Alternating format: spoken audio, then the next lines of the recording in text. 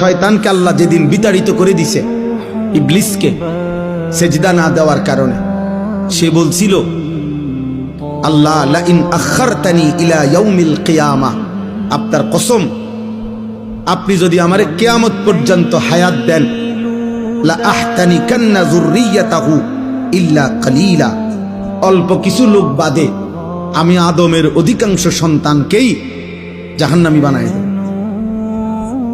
নাফরমান বানিয়ে দেব।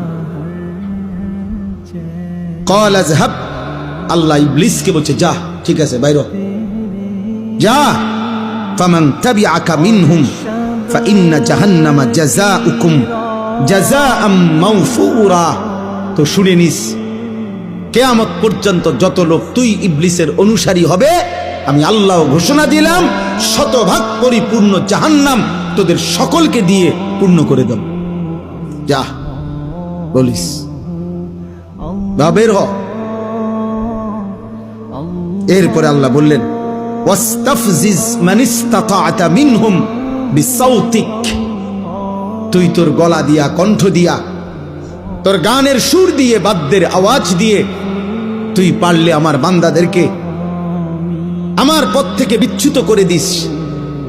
তবে আল্লাহ তাআলা সর্বশেষ বলছে ইন্না ইবাদি লাইসা লাকা আলাইহিম সুলতানুন, আমার প্রকৃত বান্দা যারা, আমি আল্লাহর গোলামি করে যারা, আমার সিজদা দেবে যারা, তো তোর হাজার চেষ্টায় কষ্ট পরিশ্রমেও আমার বান্দাকে এক চুল নাফরমানির রাস্তায় নিতে পারবি না, এটাও আমি আল্লাহ ওয়াদা দিলাম।